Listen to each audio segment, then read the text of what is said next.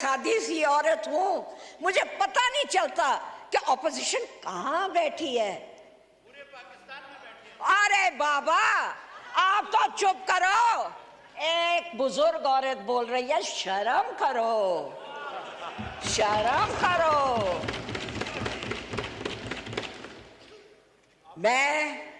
मैं बुजुर्ग हूं। अरे बुजुर्ग हूं, अरे चुप करो, हम तुम्हारे लोटे की बात करता है। वक्कास शेख, मैं वोटर की नहीं लोटे की बात करता है। वक्कास शेख जो इतना बोलता है, एक वक्त हमारे पास था, अब वो आपके पास है, फिर पता नहीं कहां जाएगा। ऐसे लोगों को पकड़ो, ऐसे लोगों को अरे आराम से बैठो।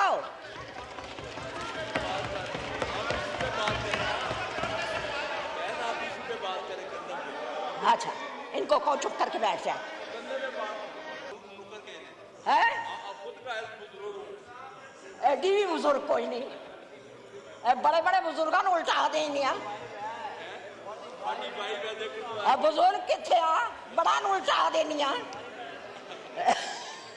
अच्छा चुप करके बैठ जाओ, चुप करके बैठ जाओ बाबा, इतने क्या तुम लोग जवान बनते हो, बैठ जाओ। मैं क्यों करूं, मुझे जरूरत ही नहीं। अच्छा मैं एक बात, बैठ जाओ, मेरे को ना बैठो।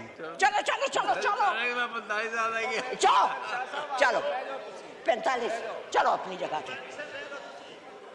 चीखने चिल्लाने से कुछ नहीं होता मेरे भाइयों, मेरे मुन्ने मुन्ने छोटे भाइयों। तो आप याद रखना कि आप लोगों को सारे मुन्ने मुन्ने छोटे भाइयों के आप thank you madam, thank you. Point आ गया आपका, आपका आ गया, एग्रीकल्चर पे आ गया, पूरा पॉइंट आ गया। शमीना दौलताना साहबा,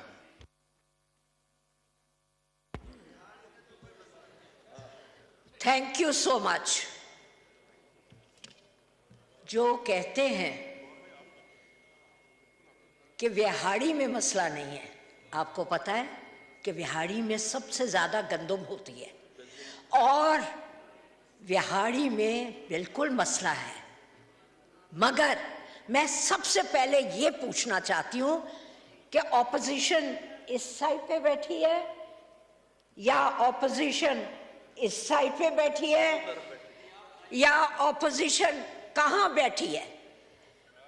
मेरा मतलब डिसीजन तो आ जाए ना, मुझे तो पता नहीं चलता। मैं शायद मैं बहुत सादे इलाके से हूं, मैं सादी सी औरत हूं, मुझे पता नहीं चलता कि ऑपोजिशन कहां बैठी है। पूरे पाकिस्तान में बैठी है। अरे बाबा आप तो चुप करो।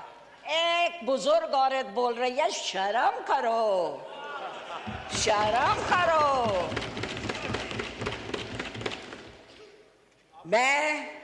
मैं बुजुर्ग हूं।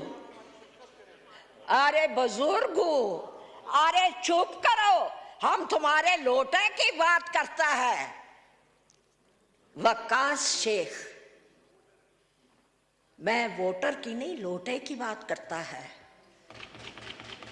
वक्कास शेख जो इतना बोलता है, एक वक्त हमारे पास था, अब वो आपके पास है, फिर पता नहीं कहां जाएगा।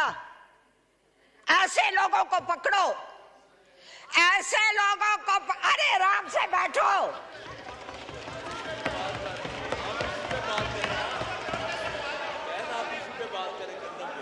अच्छा इनको कहो चुप करके बैठ जाए।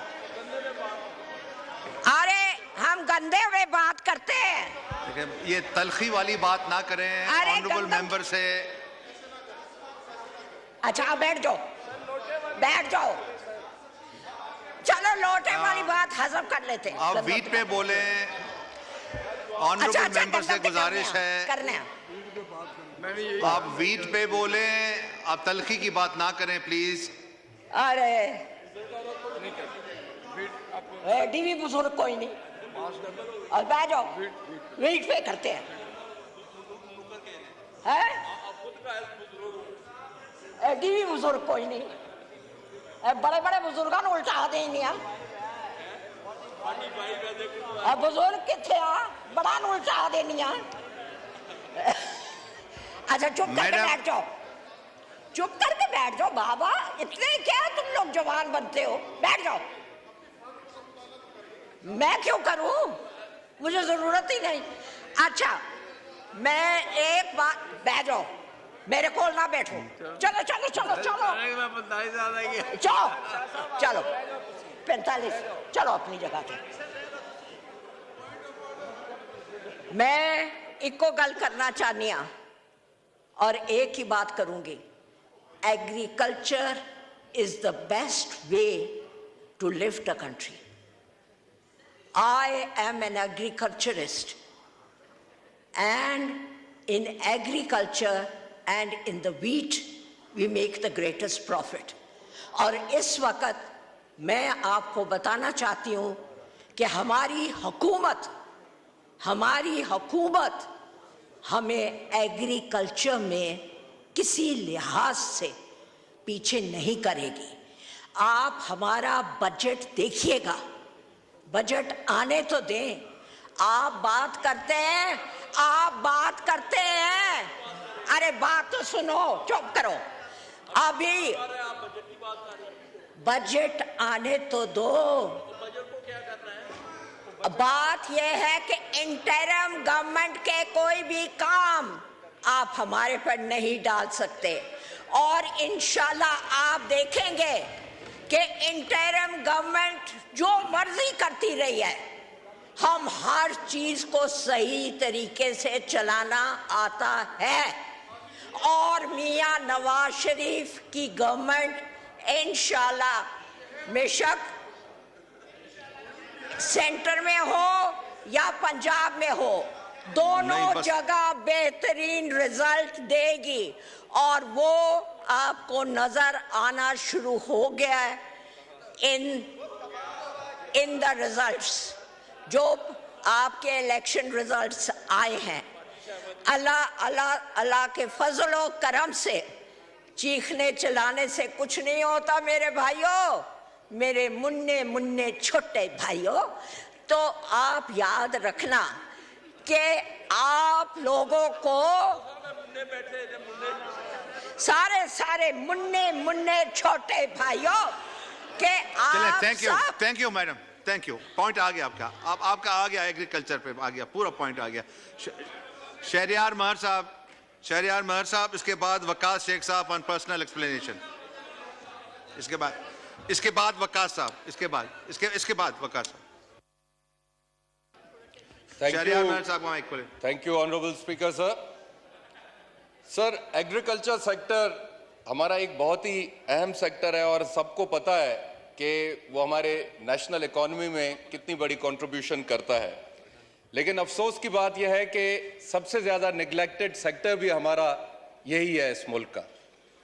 मैं सिर्फ अपने सूबे सिंध का बताना चाहूँगा कि उनकी कंट्रीब्यूशन इन प्रोविंशियल इकोनॉमी है अबाउट 20%, और वापस जो हम इनपुट करते हैं उस सूबे की for development of agriculture sector, वो सिर्फ 1% होता है।